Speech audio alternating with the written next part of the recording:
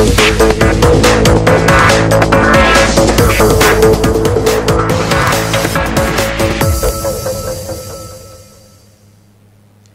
আপনারা দেখছেন high news, সঙ্গে রয়েছে আমি ঋতু। খেলার দুনিয়ার লেটেস্ট আপডেট নিয়ে আজকে শুরু করছি স্পোর্টস টুডে।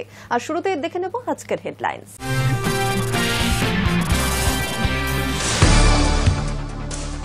গাব্বায় বিপজ্জনক আবহাওয়া, বৃষ্টি নেই তবুও বিপজ্জনক আবহাওয়ায় ক্রিকেটারদের নিরাপত্তার জন্য বন্ধ হলো খেলা, সরানো হয়েছে দর্শকদেরও। যদিও খেলা বন্ধ হওয়ার পর বৃষ্টি শুরু হয়। ইংল্যান্ড সিরিজে চোটের ধাক্কা সারিয়ে সদ্য 22 গজে ফিরেছেন, কিন্তু তার মধ্যেই ফের চোটের আতঙ্ক। 20 মিনিটের মধ্যে 3 বার শরীরে আঘাত, যন্ত্রণায় মারছেন ল্যাম্পার্ড। প্রশ্ন, প্রোটিয়াদের বিরুদ্ধে নামতে পারবেন তিনি?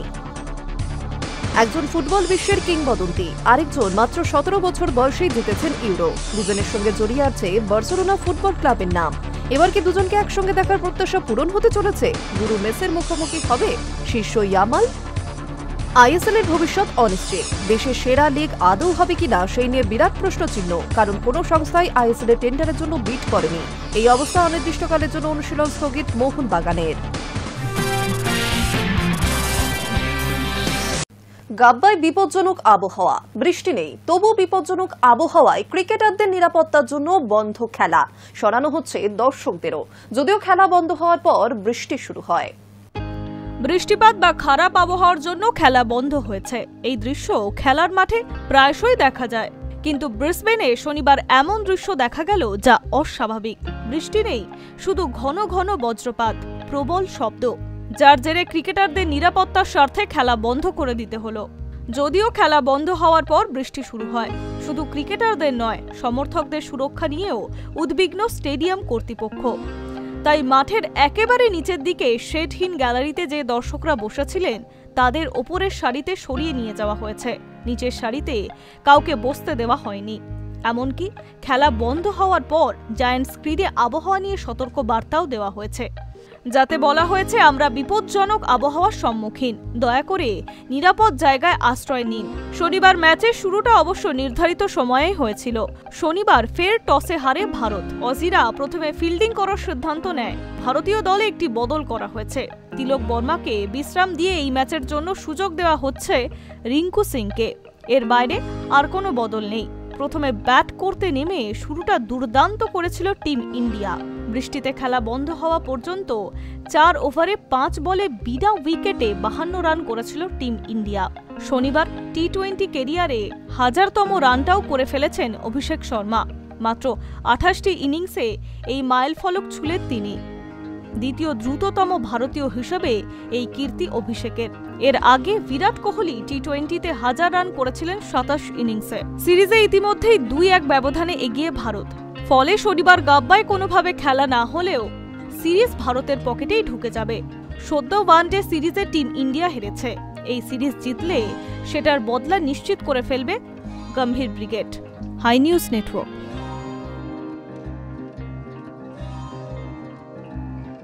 চ্যাম্পিয়ন ভারতকে এখনো ট্রফি দেননি পাক মন্ত্রী মহসিন নকভি।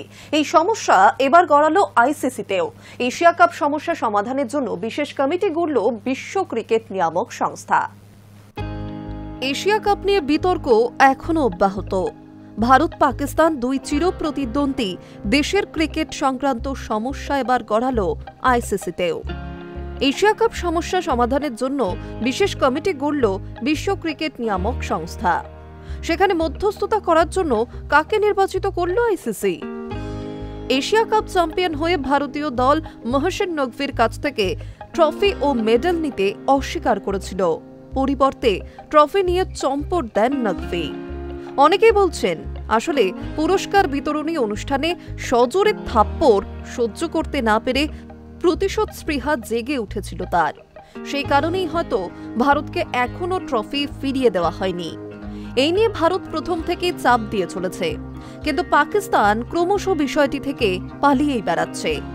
এই পরিস্থিতিতে দুই দেশের মধ্যে মধ্যস্থতা করার জন্য পঙ্কজ খিমজির নেতৃত্বে একটি কমিটি তৈরি করছে।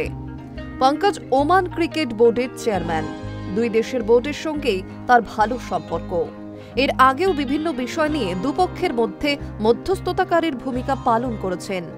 শুক্রবার আইসিসির মিটিংয়ে ভারতীয় ক্রিকেট বোর্ডের তরফ থেকে বিষয়টি উপস্থাপিত করার পরই এই সিদ্ধান্ত নেওয়া হয়েছে বলে জানা গিয়েছে। মনে করিয়ে দেওয়া যাক, মহসিন নকভি একই সঙ্গে পাকিস্তান ক্রিকেট বোর্ডের প্রধান ও এশিয়ান ক্রিকেট কাউন্সিলের চেয়ারম্যান। তিনি আবার পাকিস্তানের মন্ত্রী। এশিয়া কাপে ভারত জিতলেও তারপর যে নাটক হয়েছে তার জন্য মূল দায়ী নকভি। ভারত এখনো ট্রফি পায়নি। প্রথমে জানা গিয়েছিল নকভি আইসিসির মিটিংয়ে থাকতে চান না, কিন্তু তিনি শেষ পর্যন্ত মিটিংয়ে হাজির হন বলেই জানা যায়। High news network.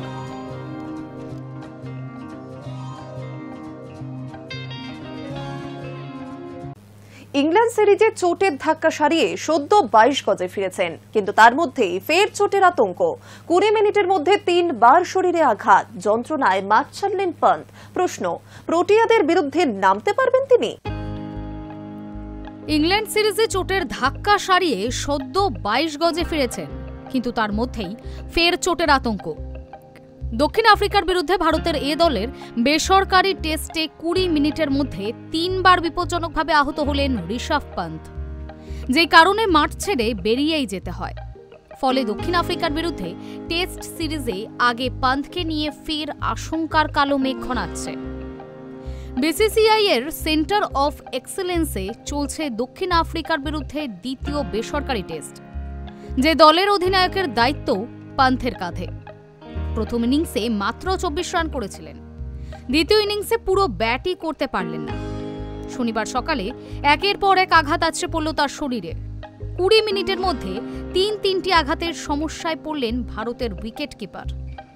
শুরুতে নিজের খেলাটাই খেলছিলেন পান্ত, পরপর 4, 4 ও 6 মারেন। তারপরই মিড উইকেটের দিকে শট মারতে গিয়ে শেপো মোরেকির বল হেলমেটে আছড়ে পড়ে। টাল সামলাতে না পেরে মাটিতে পড়ে যান পান্ত। সঙ্গে সঙ্গেই তার কনকাশন টেস্ট করা হয়।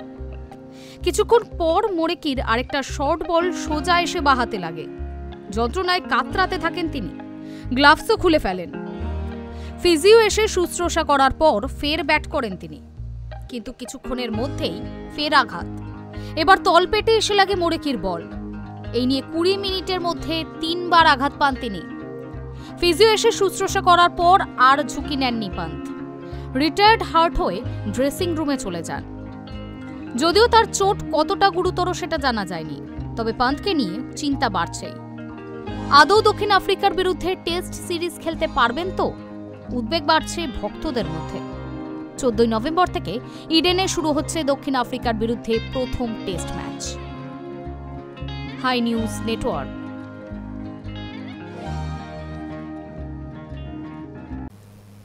একজন ফুটবল বিশ্বের কিংবদন্তি, বিশ্বকাপ জয়ের পাশাপাশি জোড়া কোপা আমেরিকাও জিতেছেন লিওনেল মেসি। আরেকজন মাত্র 17 বছর বয়সেই জিতেছেন ইউরো। পরের বছর বিশ্বকাপে নিজের সেরাটা দিতে মরিয়া থাকবেন তিনিও। দুজনের মধ্যে আছে আরও একটা মিল, দুজনের সঙ্গে জড়িয়ে আছে বার্সেলোনা ফুটবল ক্লাবের নাম। এবার কি দুজনকে একসঙ্গে দেখার প্রত্যাশা পূরণ হতে চলেছে? গুরু মেসির মুখোমুখি হবেন শিষ্য ইয়ামাল। একজন ফুটবল বিশ্বের কিংবদন্তি, বিশ্বকাপ জয়ের পাশাপাশি জোড়া কোপা আমেরিকাও জিতেছেন লিওনেল মেসি। আরেকজন মাত্র 17 বছর বয়সে জিতেছেন ইউরো।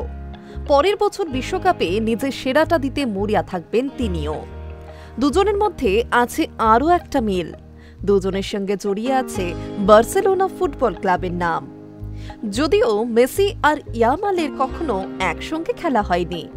2023-এ যখন স্পেনের কিশোরের গায়ে বার্সেলোনার জার্সি ওঠে, ততদিনে মেসি স্পেনের ক্লাবের সঙ্গ ছেড়ে দিয়েছেন। এবার কি দুজনকে একসঙ্গে দেখার প্রত্যাশা পূরণ হতে চলেছে?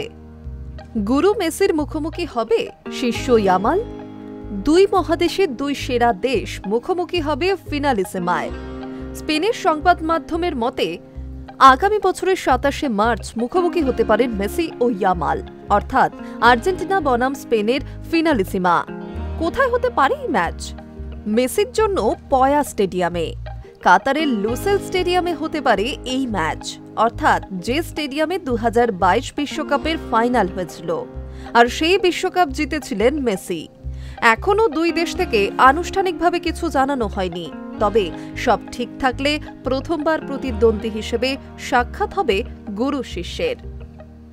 যদিও সরাসরি শিষ্য না বলে ভাবশিষ্য বলাটাই ঠিক হবে। বার্সেলোনায় থাকাকালীন মেসির স্নেহস্পর্শ পেয়েছিলেন ইয়ামাল। তার মধ্যে তো একেবারে ছোটবেলায় ইয়ামালকে মেসির স্নান করানোর ছবি তো খুবই জনপ্রিয়। পরের বছর জুন জুলাই বিশ্বকাপ, তার আগে নিজেদের ঝালিয়ে নেওয়ার মঞ্চও পাবে এই দুই দল। সাথে দেখা যেতে পারে গুরু ও শিষ্যকে। মেসি ও ইয়ামালের এই ম্যাচ দেখার প্রত্যাশা পূরণ হবে কিনা সেই নিয়েই এখন জল্পনা ফুটবল বিশ্বে। High news network.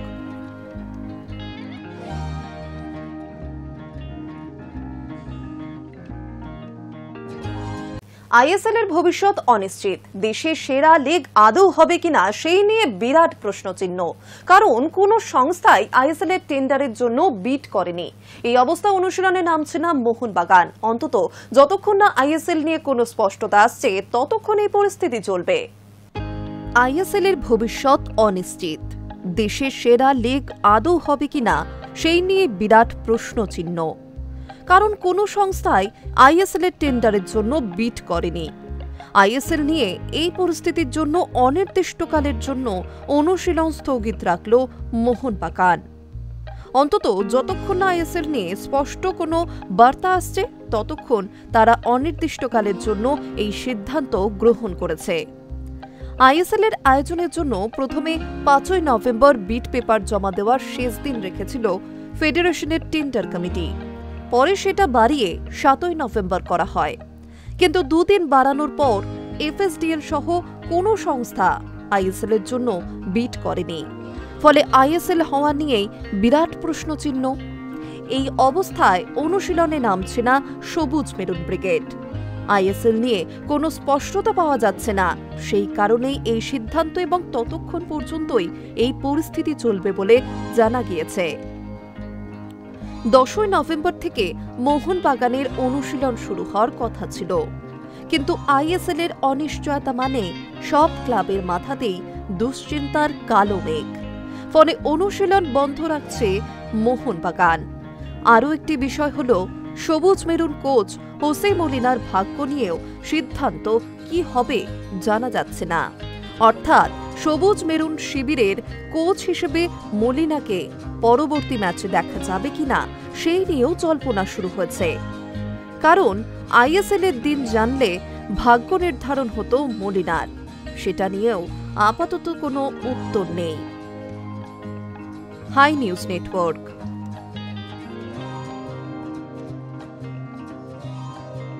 অন্ধকারে আইএসএল 5 নভেম্বরের জায়গায় বিড পেপার জমা দেওয়ার জন্য দুদিন পিছিয়ে 7 নভেম্বর করে ডেডলাইন বেঁধে দিয়েছিল ফেডারেশনের টেন্ডার কমিটি। তবে শেষ দিনে বিড জমা করল না এফএসডিএল সহ কোনো সংস্থায়। প্রশ্ন উঠছে, আদৌ কি কাটবে আইএসএল জট? আইএসএল কি হবে? হলেই বা কবে হবে? এই প্রশ্নের উত্তর পাওয়া গেল না শুক্রবারও।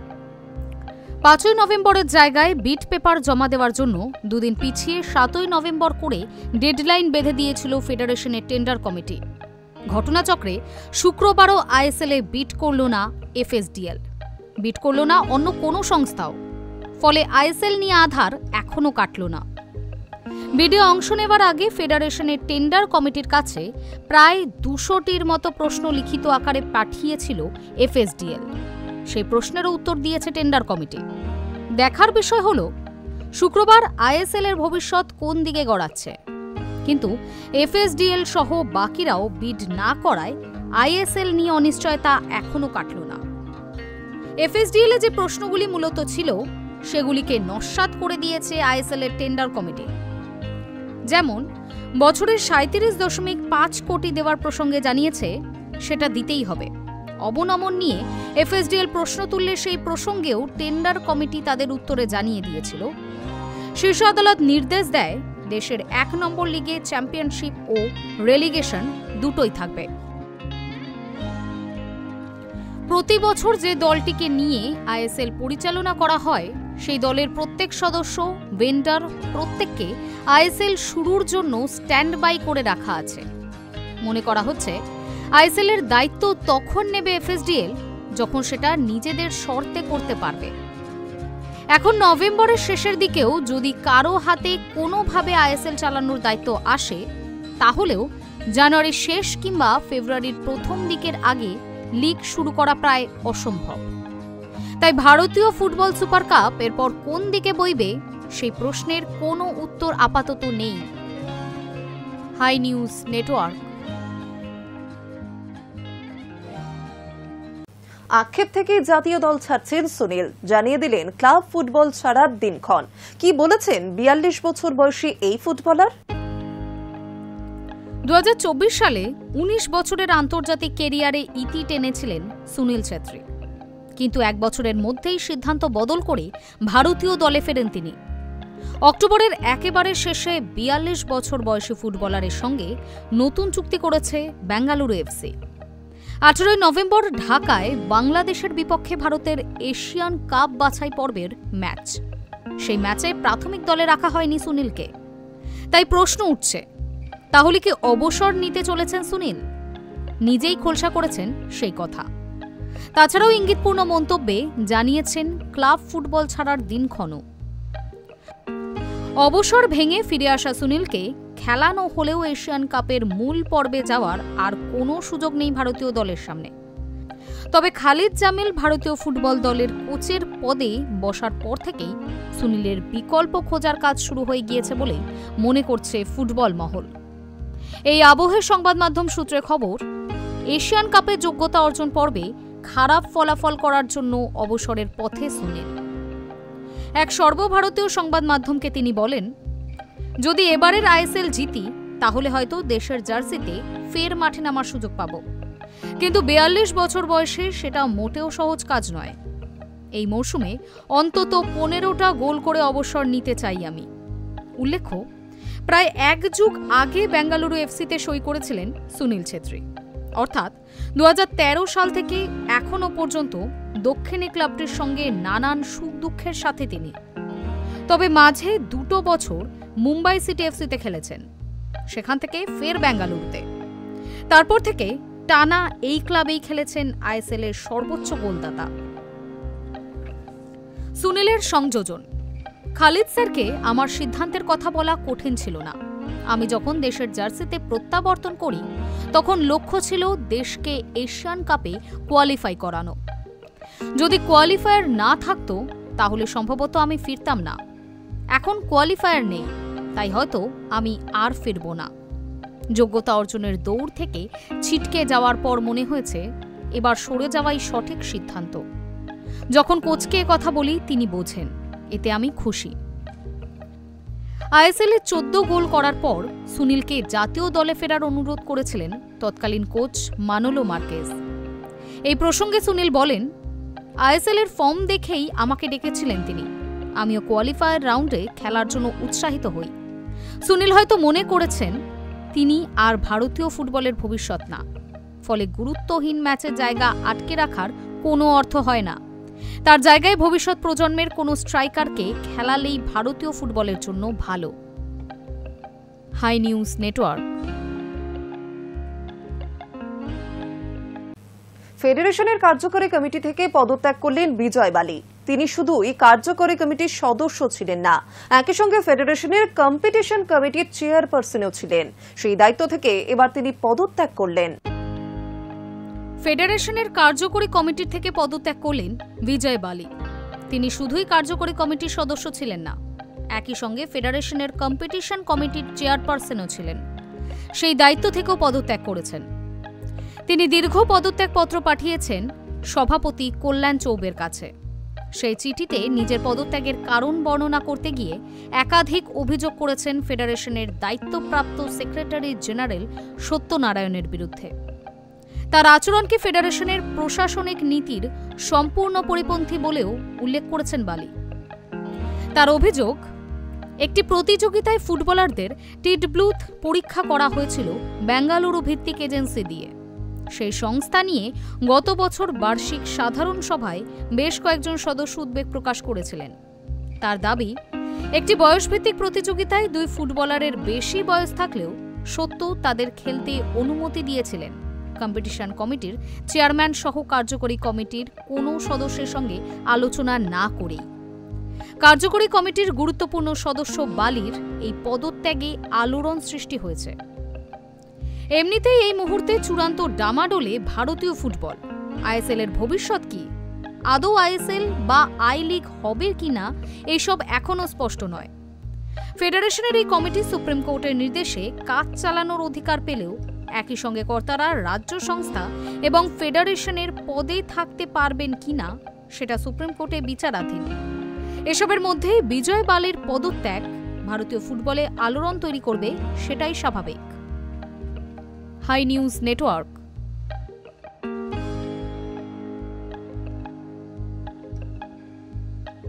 স্পোর্টস টুডে আজ এই পর্যন্তই। আরো অন্যান্য খবরের জন্য নজর রাখুন হাই নিউজে।